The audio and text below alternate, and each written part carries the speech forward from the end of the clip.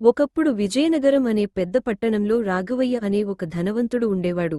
అతనికి పెద్ద బంగ్లా, ఎన్నో వ్యాపారాలు, కార్లు, పొలాలు, ఎంతో ఆస్తి ఉండేవి. పట్టణంలో అతన్ని అందరూ గౌరవంగా చూసేవారు. అయితే రాఘవయ్యకు ఒక ప్రత్యేకమైన గుణం ఉండేది. డబ్బు మన దగ్గర ఎంత ఉన్నా, ఆకలితో ఉన్న మనిషిని పట్టించుకోకపోతే ఆ డబ్బుకు విలువలేదు అని అతను ఎప్పుడూ చెప్పేవాడు. అందుకే తన ఇంటి దగ్గరకు ఎవరు సహాయం కోసం వచ్చినా వారి పరిస్థితిని చూసి తనకు చేతనైనంత ఒకరోజు సహాయం సాయంత్రం చేసేవాడు. భారీ వర్షం పడుతోంది. రాఘవయ్య తన ఇంటి ముందు వరండాలో కూర్చుని బయటకు చూస్తున్నాడు. అప్పుడే అతని కంటికి గేటు దగ్గర ఒక చిన్న బాలుడు కనిపించాడు. ఆ బాలుడి వయసు దాదాపు 10 సంవత్సరాలు. పాతబడిపోయిన చొక్కా, చిరిగిపోయిన నిక్కర్, చెప్పులు కూడా లేవు. వర్షంలో తడిసి వణుకుతూ గేటు దగ్గర నిలబడి ఉన్నాడు. అతని పేరు రాజు. రాజు ఆ ఇంటి వైపు చూస్తూ లోపలికి రావడానికి భయపడుతున్నాడు. అతని కడుపులో ఆకలి మంట మండుతోంది. ఉదయం నుంచి అతను ఏమీ తినలేదు. అతని తల్లి అనారోగ్యంతో మంచాన పడింది. తండ్రి కొన్ని సంవత్సరాల క్రితమే చనిపోయాడు. ఇంట్లో తినడానికి ఒక్క ముద్ద అన్నం కూడా లేదు. ఆ రోజు ఆకలి తట్టుకోలేక రాజు ఆ ధనవంతుడి ఇంటి దగ్గరకు వచ్చాడు. బాబూ, నీకు ఏమైంది? రాఘవయ్య గేటు దగ్గరికి వెళ్ళి, బాబూ, ఎందుకు అక్కడ నిలబడి ఉన్నావు? లోపలికి రా అని పిలిచాడు. రాజు భయపడుతూ, అయ్యా, నేను ఏమీ దొంగతనం చేయడానికి రాలేదు. నాకు చాలా ఆకలిగా ఉంది. ఉదయం నుంచి ఏమీ తినలేదు అని చెప్పాడు. రాఘవయ్యకు ఆ మాటలు వినగానే గుండె బరువెక్కింది. నీ పేరు ఏమిటి? రాజు. నీ ఇంట్లో ఎవరున్నారు? అమ్మ ఉంది అయ్యా, ఆమెకు ఆరోగ్యం బాగోలేదు. రాఘవయ్య వెంటనే ఇంట్లోకి వెళ్ళాడు. అతని భార్యను పిలిచి, ఈ బాబుకు ముందుగా ఏదైనా తినడానికి పెట్టండి అన్నాడు. కాని ఆ సమయంలో వంటగదిలో భోజనం సిద్ధంగా లేదు. అప్పుడు రాఘవయ్య ఫ్రిజ్ తెరిచి చూశాడు. అందులో తాజా పాలు ఉన్నాయి. ఒక పెద్ద గ్లాస్ తీసుకుని పాలు పోసి రాజు చేతిలో పెట్టాడు. రాజు ఆ పాల గ్లాస్ను చూస్తూ కొన్ని క్షణాలు ఏమీ మాట్లాడలేదు. అతని కళ్లలో నీళ్లు తిరిగాయి. అతను నెమ్మదిగా, అయ్యా, ఇది నాకు ఇస్తున్నారా అని అడిగాడు. రాఘవయ్య నవ్వుతూ, అవును బాబూ, నువ్వు తాగు అన్నాడు. రాజు 2 చేతులతో ఆ గ్లాస్ పట్టుకుని నెమ్మదిగా పాలు తాగడం ప్రారంభించాడు. ఆ పాలు అతని కడుపును మాత్రమే నింపలేదు. ఆ రోజు అతని గుండెల్లో ఒక కొత్త ఆశను నింపాయి. గ్లాస్ ఖాళీ అయిన తర్వాత రాజు దానిని చూస్తూ, అయ్యా, నేను మీకు ఈ పాలకు డబ్బులు ఇవ్వలేను అన్నాడు. రాఘవయ్య నవ్వి, నాకు డబ్బులు వద్దు. నువ్వు బాగా చదువుకుని మంచి మనిషిగా ఎదుగు. అదే నాకు తిరిగి ఇచ్చినట్టే అన్నాడు. ఆ మాటలు రాజు మనసులో శాశ్వతంగా నిలిచిపోయాయి. రాజు జీవితంలో కొత్త అధ్యాయం. ఆ రోజు రాఘవయ్య రాజుకు పాలు మాత్రమే కాకుండా కొంత భోజనం, బట్టలు కూడా ఇచ్చాడు. అంతేకాదు, రాజు ఇంటి పరిస్థితి తెలుసుకుని అతని తల్లికి మందులు కూడా కొనిచ్చాడు. రాజు రాఘవయ్యను చూసి, అయ్యా, నేను పెద్దవాడైన తర్వాత మీలాంటి మంచి మనిషిని అవుతాను అన్నాడు. రాఘవయ్య అతని తలపై చేయి పెట్టి, మంచి మనిషిగా ఉండటమే జీవితంలో గొప్ప విజయం బాబూ అన్నాడు.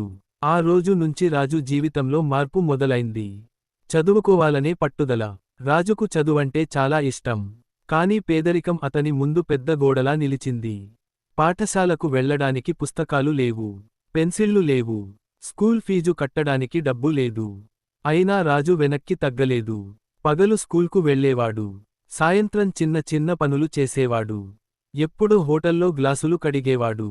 ఎప్పుడో కూరగాయల బస్తాలు మోసేవాడు. ఎప్పుడో పేపర్లు పంచేవాడు. సంపాదించిన డబ్బులో కొంత ఇంటికి ఇచ్చి, మిగిలిన దానితో పుస్తకాలు కొనేవాడు. రాత్రి ఇంట్లో కరెంట్ లేకపోతే వీధి దీపం కింద కూర్చుని చదివేవాడు. ఒకరోజు రాత్రి రాజు వీధి దీపం కింద కూర్చుని చదువుతున్నాడు. అతని స్నేహితుడు వచ్చి, రాజు, ఇంత కష్టపడుతూ ఎందుకు చదువుతున్నావు అని అడిగాడు. రాజు పుస్తకం మూసి ఆకాశం వైపు చూసి, నేను డాక్టర్ అవ్వాలి అన్నాడు. స్నేహితుడు నవ్వుతూ, మనలాంటి పేదవాళ్లు డాక్టర్లు అవుతారా అన్నాడు. రాజు చిరునవ్వుతో, ఒక రోజు అవుతాను. ఎందుకంటే ఒక గ్లాస్ పాలు నా జీవితాన్ని మార్చాయి అన్నాడు. స్నేహితుడికి ఆ మాట అర్థం కాలేదు. కానీ రాజుకు మాత్రం ఆ గ్లాస్ పాలు తన జీవితానికి ఇచ్చిన మొదటి అవకాశమని తెలుసు. వైద్యుడు డాక్టర్ కావాలనే కల. సంవత్సరాలు గడిచాయి. రాజు 10వ తరగతిలో మంచి మార్కులు సాధించాడు. ఇంటర్లో కూడా అద్భుతంగా చదివాడు. అతనికి డాక్టర్ కావాలనే కోరిక మరింత బలపడింది. నీట్ పరీక్షకు సిద్ధమయ్యాడు. పుస్తకాలు కొనడానికి డబ్బు లేకపోయినా లైబ్రరీలో గంటల తరబడి చదివేవాడు. ఎవరైనా ఉపయోగించిన పాత పుస్తకాలు ఇస్తే వాటిని ఎంతో జాగ్రత్తగా చదివేవాడు. చివరకు పరీక్ష రాశాడు. ఫలితాలు వచ్చిన రోజు రాజు తన పేరు చూసి ఆనందంతో కన్నీళ్లు పెట్టుకున్నాడు. మెడికల్ కాలేజీలో అతనికి సీటు వచ్చింది. అతని తల్లి ఆనందంతో, నాన్నా, నువ్వు సాధించావు అంటూ రాజును కౌగిలించుకుంది. స్టెథస్కోప్ మెడికల్ కాలేజీలో మరో పోరాటం. మెడికల్ కాలేజీలో చేరిన తర్వాత కూడా రాజు జీవితం సులభం కాలేదు. చుట్టూ ధనవంతుల పిల్లలు ఖరీదైన ఫోన్లు, బట్టలు, కార్లతో వచ్చేవారు. రాజు మాత్రం సాధారణ దుస్తులతోనే ఉండేవాడు. కాని అతని దగ్గర ఒకటి మాత్రం ఎక్కువగా ఉండేది: కళ. అతను ప్రతిరోజూ గంటల తరబడి చదివేవాడు. ఎవరైనా సహాయం కోసం అడిగితే తనకు చేతనైనంత చేసేవాడు. ఒక రోజు ఒక పేద రోగి ఆసుపత్రికి వచ్చాడు. వైద్య పరీక్షల కోసం డబ్బు లేక ఇబ్బంది పడుతున్నాడు. రాజు తన దగ్గర ఉన్న కొద్దిపాటి డబ్బుతో అతనికి మందులు కొనిచ్చాడు. ఆ రోగి, బాబూ, నువ్వు గొప్ప డాక్టర్ అవుతావు అని ఆశీర్వదించాడు. రాజు నవ్వి, నన్ను కూడా ఒకప్పుడు ఒక మంచి మనిషి ఇలాగే ఆదుకున్నాడు అన్నాడు. కొన్ని సంవత్సరాల కష్టపాటు తర్వాత రాజు డాక్టర్ అయ్యాడు. అతని పేరు ఇప్పుడు పట్టణంలో అందరికీ తెలిసింది: డాక్టర్ రాజు. అతను మంచి ఆసుపత్రిలో ఉద్యోగం సంపాదించాడు. కాని తన గతాన్ని మాత్రం ఎప్పుడూ మర్చిపోలేదు. తన క్లినిక్లో ఒక చిన్న బోర్డు పెట్టించాడు. దానిపై ఇలా రాశాడు: ఆకలితో ఉన్నవారికి భోజనం పెట్టండి, అనారోగ్యంతో ఉన్నవారికి సహాయం చేయండి, ఎందుకంటే చిన్న సహాయం కూడా ఒక జీవితాన్ని మార్చగలదు. అతని టేబుల్ మీద మాత్రం ఒక చిన్న గ్లాస్ ఉండేది. అది ఖాళీ గ్లాస్. కానీ రాజుకు అది సాధారణ గ్లాస్ కాదు. అది అతని జీవితాన్ని మార్చిన పాల గ్లాస్ జ్ఞాపకం. ఎన్నో సంవత్సరాల తర్వాత ఒకరోజు ఆసుపత్రిలో అత్యవసర పరిస్థితిలో ఒక వృద్ధుడిని తీసుకొచ్చారు. అతనికి తీవ్రమైన అనారోగ్యం. కుటుంబ సభ్యులు భయంతో ఏడుస్తున్నారు. డాక్టర్ రాజు వెంటనే అతని చికిత్స ప్రారంభించాడు. రోగి ముఖం చూసిన క్షణం రాజు ఒక్కసారిగా ఆగిపోయాడు. ఆ ముఖం అతనికి ఎక్కడో చూసినట్టుగా అనిపించింది. అతను దగ్గరకు వెళ్లి జాగ్రత్తగా చూశాడు. అతని గుండె ఒక్కసారిగా వేగంగా కొట్టుకుంది. ఇతను రాఘవయ్య గారేనా? అవును. అది తన చిన్ననాటి జీవితాన్ని మార్చిన అదే వ్యక్తి. అయ్యా, నన్ను గుర్తుపట్టారా? రాఘవయ్య అప్పటికి వృద్ధుడయ్యాడు. అతని ఆరోగ్యం బాగా క్షీణించింది. డాక్టర్ రాజు అతని చేతిని పట్టుకుని, అయ్యా, నన్ను గుర్తుపట్టారా అని అడిగాడు. రాఘవయ్య కళ్లను తెరిచి చూశాడు. గుర్తుపట్టలేకపోయాడు. రాజు కన్నీళ్లతో, చాలా సంవత్సరాల క్రితం మీ ఇంటి ముందు ఒక చిన్న పేద బాలుడు ఆకలితో నిలబడి ఉన్నాడు. మీరు అతనికి ఒక గ్లాస్ పాలు ఇచ్చారు. ఆ బాలుడిని నేను అన్నాడు. రాఘవయ్య కళ్లలో నీళ్లు నిండిపోయాయి.